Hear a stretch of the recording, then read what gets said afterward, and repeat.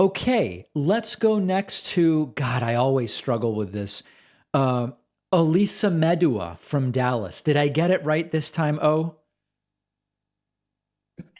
Honestly, I'm giving you an A+ for that because I could tell that you've been putting in the practice, and I yeah, really do appreciate it. my pleasure. Do most people just call you O? Yeah, because I mean they have the same issue with butchering my name. Okay, So I mean, it's because like my parents are from Nigeria, yeah, but I was born here, so you'd have to blame my mom for that. fair. Well, we'll do that on a different episode. Yeah, so again, thank you so much for taking my call. Today, I wanted to talk about something different, and it's in regards to food. And I mean, I know it's not a very attractive topic to be talking about, given how we're talking about Ukraine, Trump, and Biden. But I feel like food is a big issue, or not a big issue, but like obesity in general in the United States is obviously a very concerning issue that not enough people are talking about. And I feel like, most of it stems from, our poor, guidance and education on food in general. Like a good example of this is the first food pyramid that came out in like, I think the 80s for the United States, where, the very bottom of the food pyramid said that we should have 6 to 11 servings of bread, pasta, Right. but like less servings of vegetables and fruit. I Yep. mean, I have no idea how that makes sense whatsoever, but I also know that, unfortunately, big food, aka the food lobby, they were, pressuring, the USDA, a lot in terms of, making sure that they would be able to like push their products. So I know I kind of went all over the place with this, but I guess my question is, what do you think that like we could do to combat this issue with obesity and I guess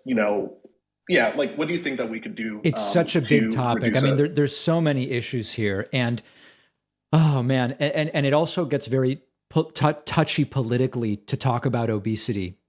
One of there's a bunch of different things here. First of all, of course, there's an educational aspect to it where a lot of people have been given bad information or no information about, what it actually means to eat like a healthy, balanced diet. Number two, you look at marketing and the way that marketing for food products, not for ingredients, for food products, because that's what they are, steers people towards unhealthy food. I mean, most of the food that's marketed is not healthy because just basic ingredients don't really need marketing. I mean, okay, like you'll see like avocados in general advertised or sometimes like milk generally, but for the most part, the advertising is for finished food products. You then see the financial incentive where, just growing corn, it's like, okay, it's just corn and that's what it is.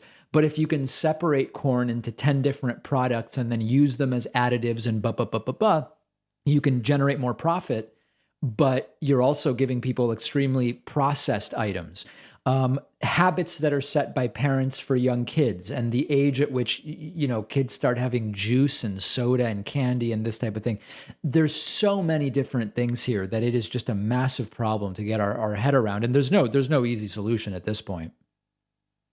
Yeah, I totally understand. And one book that I've been like, looking into reading is it's called Food Politics. I'm not sure if you're familiar with the book, No. but I'm probably gonna pick up the book sometime soon to get a better understanding of that. But Hmm.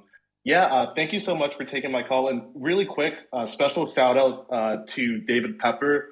Really good interview that you did with him. I actually know him, not like super personally, but I've met him on campus at the University of Cincinnati. So I was like really shocked to see you, like David and David, interviewing each other. So again, thank you so much for everything that you do. And again, good interview. And I hope to talk to you soon, man. All right, sounds good. Thanks for the call. Always great to hear from O. One of our sponsors is Airly, the delicious crunchy crackers that are fighting climate change. Did you know over 25% of greenhouse gases come from the global food supply chain? A lot of companies talk about getting to net zero carbon emissions by 2030 or whatever date. Airly has been net zero since day one, and they will never be a net carbon emitter. Each box of Airly crackers removes 18 to 21 grams of CO2 from the air. That's why it's called Airly. They're available in 4 delicious sweet or savory flavors: cheddar, sea salt, chocolate, salted caramel or caramel, as some people like to say. Whole grain oats are always the main ingredient. They're made with 100% real cheese, cocoa, butter, brown sugar. Our whole team loves them. I know you will too. It is a snack you can feel good about. Go to airlyfoods.com/Pacman and use the code Pacman for 25% off. The link is down below.